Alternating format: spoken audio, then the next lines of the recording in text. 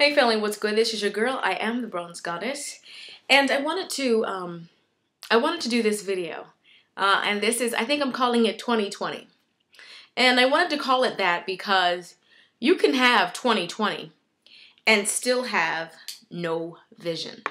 And the reason why I wanted to make this video is because, I have my Write It Down, Make It Happen campaign, and I'm so excited. I'm getting all kinds of testimonies, even from family and friends that follow me on Facebook and watch my YouTube videos. The testimonies are already pouring in, and it is just March. So I'm amazed, I'm awed, I'm humbled. But anyway, I asked a friend of mine to write down, I was telling him about the Write It Down, Make It Happen campaign that I launched. And I was like, you really should write down your vision, the things that you want to accomplish, write it all down. And so, he wrote down the things, and then I asked him, later, I was like, so, do you mind sharing with me the stuff that you wrote down? And the stuff that he wrote down was, I think one of them was like something like lawn care, and one was like all the goals. I forgot what it all was, but all of the things that was on his list, to be honest and to be quite blunt, they were all stuff that he could do all by himself. They weren't ambitious.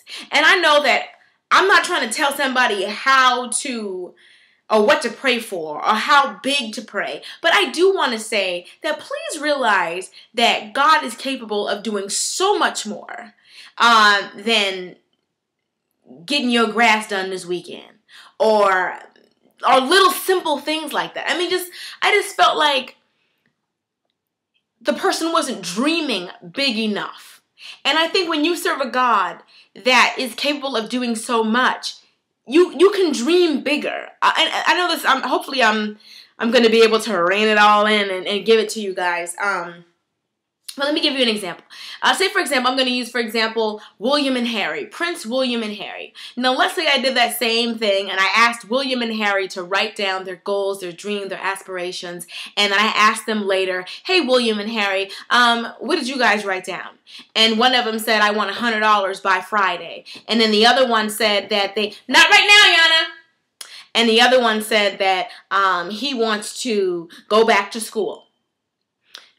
Now, what would you say if I told you that Prince William and Prince Harry said, one of them said he wants $100 and the other one says he wants to go back to school? What would you say? But your daddy's a prince. You can get more than that. Oh, you can do way more than that. Your daddy's a prince. Well, your father is a king.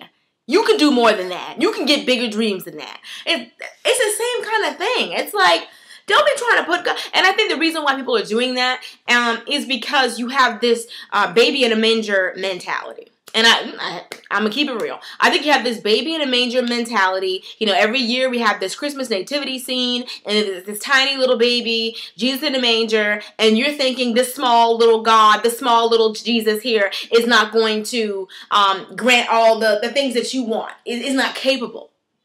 Jesus is not no little baby. He's a grown man, mighty and strong, capable of making a little black man, a little biracial boy from Hawaii, president of the United States, capable of making a abused young girl from, I think it was Mississippi, a billionaire. Oprah Winfrey, capable of letting a girl who was once booed off the Apollo win multiple Grammys. Lauryn Hill. I could go on and on. Capable of making a man who was once living in his car, who was homeless, make him one of the most successful filmmakers in African American history. Tyler Perry. That's the kind of God that you serve. What makes you think that you're so different from Oprah and Tyler and Barack and all these different people? God knows them all by first name, just like he knows you by your first name. So what makes you think that this is the best you can do? This is the biggest you can dream, and I'm trying to keep it small so God can really do it. If he can do those things for those people, why can't he do the thing that you want him to do?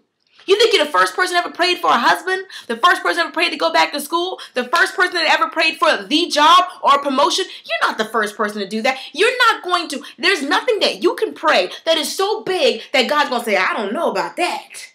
There's nothing you can pray that is so grand that cannot be done. And I just think the small-minded, small dream mentality, it just irritates me. And let me just say this really quickly. I was listening to Christian radio once, and I remember listening to this man tell the story. And yeah, I'm a little hype. Just overlook that. Anyway, so the man was telling the story, and he said he died and went to heaven. And when he got to heaven, this angel was showing him around, and the angel took him to this storeroom. And in the storeroom, there were gifts from floor to ceiling. Big gifts, small gifts, all wrapped up, just beautifully wrapped, all over the place in this storeroom. Huge gifts all over the place. And he asked the angel, what is all of this? And the angel told him, these are all the gifts that God had for you, that he was just waiting for you to ask for. You get it? God has all these things. He's just waiting to give you. Why can't you just ask for it?